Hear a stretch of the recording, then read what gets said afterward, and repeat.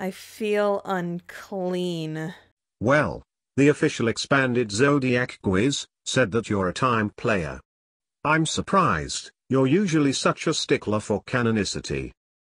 Yeah, but on all the class spec quizzes I've taken, I've been a breath player 90% of the time. And the remaining 10%? Time player. Ha. Someone doesn't know herself as well as she thinks she does. Kind of ironic. Sagittarius. Speaking of time, hi everyone! Back from holiday hiatus, we're starting off the new year with a Fridgestuck all about Homestuck's second best Strider brother.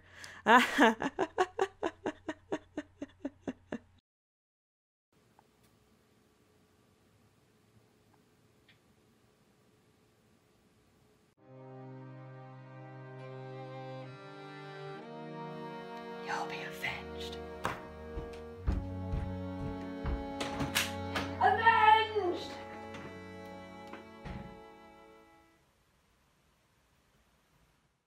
Oh gosh. Let the good times roll. Drop that beat.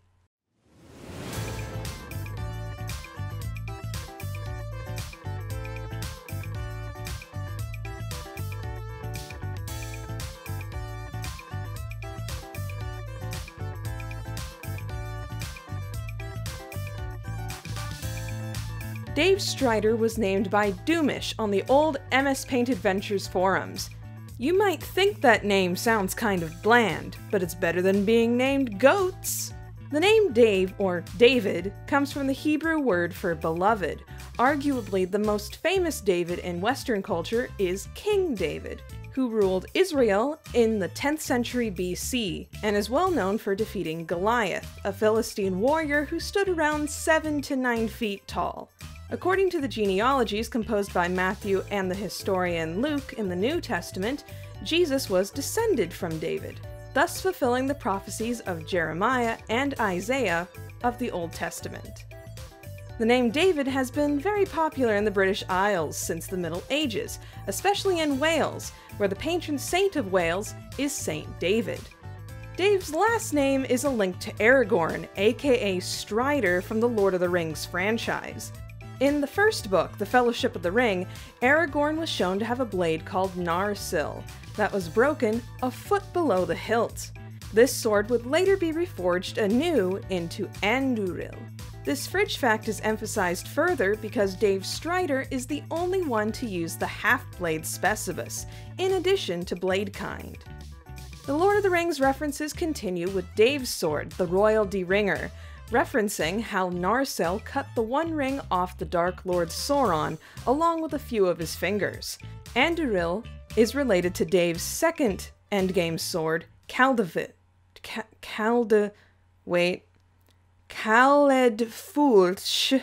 Sorry, Californian American English does not lend itself well to pronouncing Welsh words. Caledfulch also appeared as a weapon in one of Homestuck composer Toby Fox's other works, the Earthbound Halloween hack. Back to classical literature, Caledfulch is based on Excalibur, the magical sword from the legends of King Arthur. In fact, its name is the Welsh name for Excalibur. This is further exemplified since Homestuck's version has its premiere as a sword in a stone. You'd think the connections would end there, but even Dave's joke weapon, sword, is a reference to Excalibur. The Irish name for Excalibur is Caladbog, and sword's appearance is based on Caladbog from Final Fantasy X, the sword belonging to main character Titus.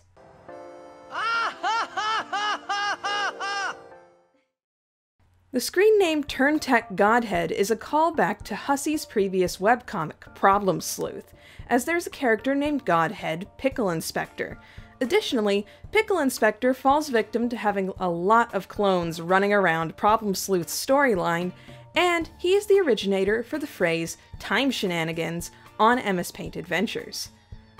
Not content with having the first written dialogue, Dave is technically the first character to be seen speaking in Homestuck, shouting "stop" at a rambunctious crow, accidentally killing it in the process.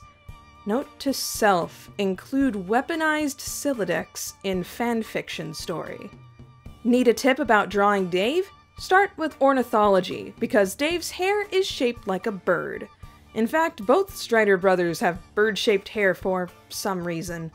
Connected to this, a big part of the fandom believe that Dave is an albino, especially since he refers to himself as one in a joke to Terezi.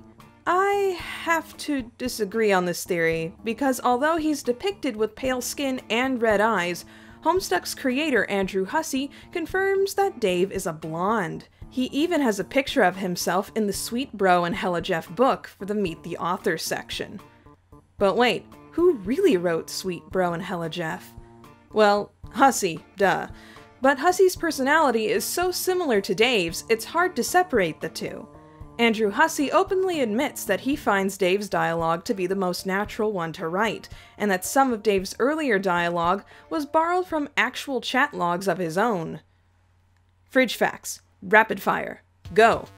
Not so much an in-universe fact, but did you know that there's currently a Dave Strider running for US Senate? You heard me. Mr. Strider is even aware of his Homestuck counterpart, to the point where he made a Tumblr account full of memes and photoshopped pictures. Have we gone too far as a fandom? I personally don't know if I'd vote for him as of now. It really depends on his stance on Juggalo presidents. Dave's Tuck's alchemizations may have served as foreshadowing up to the events of Cascade. His regular tux shows a scratched beat mesa, and his 4 aces suited and his felt tux depict a broken cue ball and a broken 8-ball, respectively representing Doc Scratch and Snowman's deaths. Speaking of clothes, his shirt symbol is a red music disc that is later sliced in half. This is a reference to the phrase broken record, making Dave the punchline, as he has a bad habit of going into rants and overly long metaphors where he seems unable to stop talking. Dave has a fursona named Akwedi Permusk that he originally used to try and talk to Jade with while she was asleep. He later used this to roleplay with Nepeta, mentioned by her in a conversation with Terezi during Past Carcat Wake Up. If only he knew. Dave makes a few more obscure pop culture references that completely went over my head the first time around. His Dave E-Bubbles during Openbound is a parody of Horse eBooks, a spam Twitter account that posted unintentionally amusing non-sequiturs. On the Meteor, Dave used the phrase Prime Directive in order to avoid getting involved in alien shenanigans, which is essentially what the Prime Directive from Star Trek is all about. Lastly, this panel shows that Dave used an instant revitalizing device from Mother 3 to make coffee. Whew! I've got to catch my breath. Wait, that pun doesn't work anymore. Aww. Irony. Irony is the team's hipster getting generic swords as a weapon. Further irony comes from Dave's conversation with Equius, implying that Bro's training had made him too powerful to properly wield a normal sword, causing them to break under the stress. This is probably why Dirk and Bro use what was formerly known as the unbreakable katana, Dave ultimately shattering Dirk's with Khalidfulch. A fitting end to the Irony Master's weapons.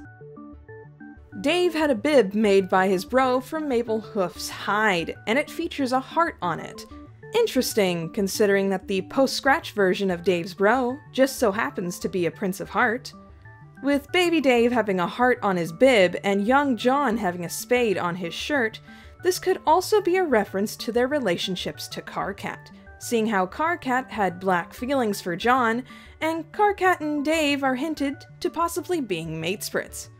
It's up in the air, really. It's not like it's canon or anything. You're really going to have to let go of this denial of. Let me dream. One theory that holds a lot of water is that Dave might be bisexual. Dave dated Terezi for a while in the Game Over timeline, is shown to be in some kind of relationship to Carcat in the rebooted timeline, and that's not even mentioning his alternate self's interactions with Jade, as both Dave Sprite and Dave Peta. He is also infamously known for making Freudian slips around girls he deems hot, unconsciously including his own mother and sister in this list. He even has a long conversation with John in which he resists being labeled either exclusively straight or exclusively gay. and he later asks Dirk how he came out to his friends. But then we had a last-minute Dave Jade ship tease, and the story ends with the three of them sitting down for a picnic. And they supposedly lived together in the postgame, leaving it ambiguous who got together at all in the end. See? I'm totally not in denial. Dave Strider is the Knight of Time. Calliope tells us that the two obligatory aspects in a SPURB session are space and time. To have even the chance of a successful session, these two aspects are necessary. Thus, space and time, destruction and creation, are seen as the most obvious complementary pair in Homestuck's vast array of aspects. Time in particular seems to be associated with music. Logical, since music is tied to time and rhythm.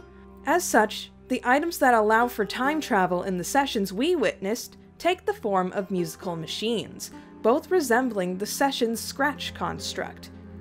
As it goes, time powers are pretty straightforward. Both Dave and Aradia can travel back in time to change events into the player's favor, but are subject to strict rules so they don't break the game. Time players can only change the future in ways that were supposed to happen anyway. Something I find interesting considering what the Extended Zodiac Quiz says. With the creation of the Extended Zodiac Quiz, we canonically got to learn more about the mindset behind the aspect users themselves. Or at least canon enough. If Hussey was too busy and just allowed the Hive Swap writers to take whatever liberties they wanted, we may never know.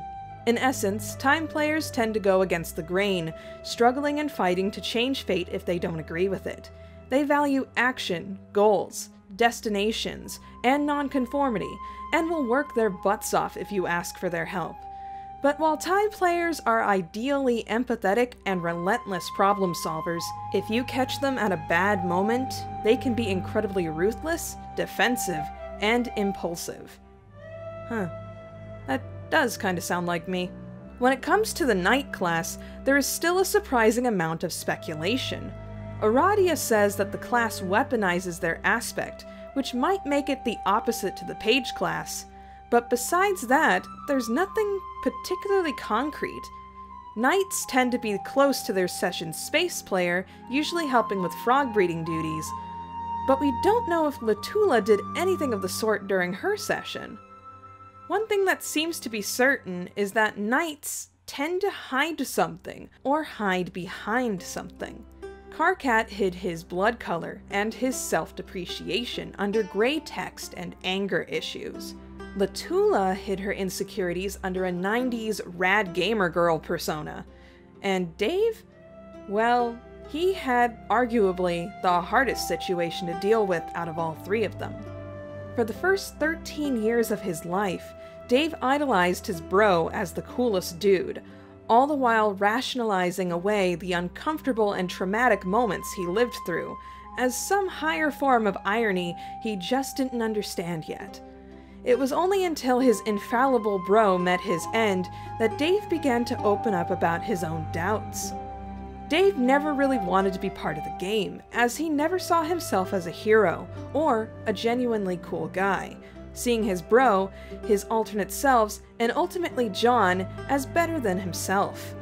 It eventually took spending 3 years on the Meteor with people who gave him much healthier forms of affection to finally break through Dave's denial, forcing him to confront how harmful and abusive his relationship with bro really was.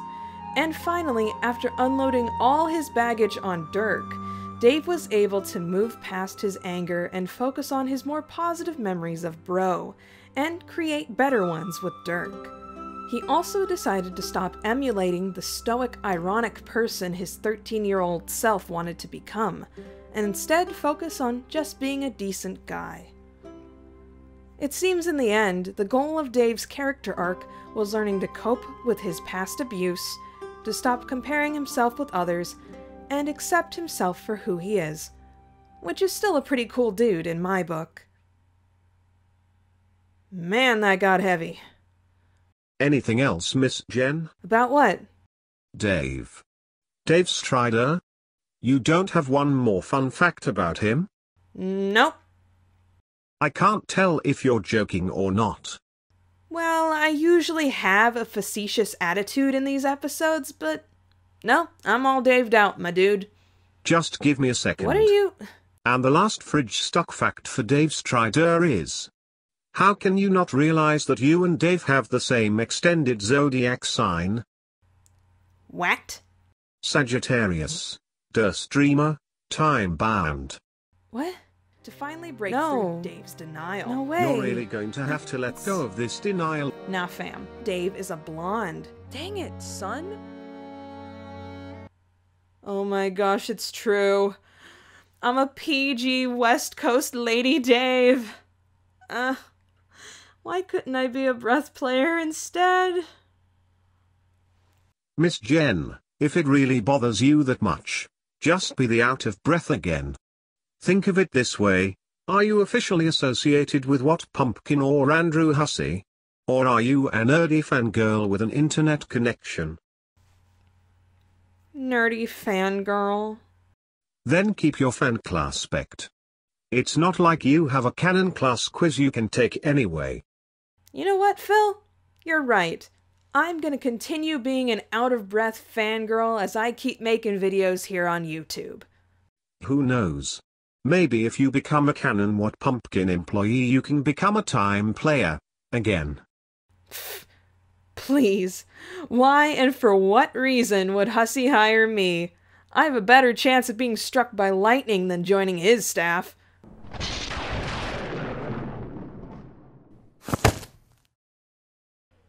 That's what you get for dissing my boy Dave. Making me come out here on my day off. Could have been doing laundry. Could have been reading some more manga. Ow. I feel like I just got hit by a brick joke.